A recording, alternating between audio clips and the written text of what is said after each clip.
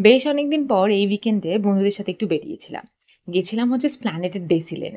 ডেসিলেন যতদূর সম্ভব ৩ টে জায়গায় আছে। একটা আলিপুর, তপসি আর এই স্প্ল্যানেটেরটা। এই ১ম বার আমি স্প্ল্যানেটের ডেসিলেনটায় গেলাম। গিয়েই আমার অবজারভেশন হচ্ছে এটা না খুব বড় করে ভালো করে বানিয়েছে। রুফটপের একটা বিশাল বড় এরিয়া।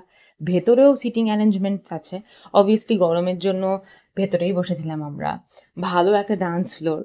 তো অ্যাম্বিয়েন্স 10 on 10। খাবার-দাবার খেয়েছিলাম চিকেন, ফিশের একটা আইটেম, পিজ্জা এইগুলো। তারপর কিছুক্ষণ টাইম স্পেন্ড করে সেম ভাবে মেট্রো করে তারপর অটো নিয়ে বাড়ি আসার সময় গণেশ ঠাকুরের ভাসান যাচ্ছে দেখলাম। আগে একটা টাইম ছিল যখন ভাবতাম আমি প্রত্যেক সপ্তাহে শনিবার বন্ধুদের সাথে বেরোবো। আর এখন ভাবি এই অপশনটা কেউ যদি আমাকে এখন দেয় আমি নিজেই বলবো না লাগবে না। ডেফিনেটলি বেরোনো, বাইরে খেতে যাওয়া খুব ভালো লাগে আমার। বাট এটা ওরকম প্রত্যেক সপ্তাহে না। তাই বেশ অনেকদিন পর বেরিয়ে তো ভালোই লাগছে। দেন পরের দিন হলো একেবারে স্লো মর্নিং, হাতে একটু সময় ছিল তাই আমি একটু টাইম নিয়ে নিজের স্কিন কেয়ার করলাম, দেন তারপর একটু রেস্টও নিলাম।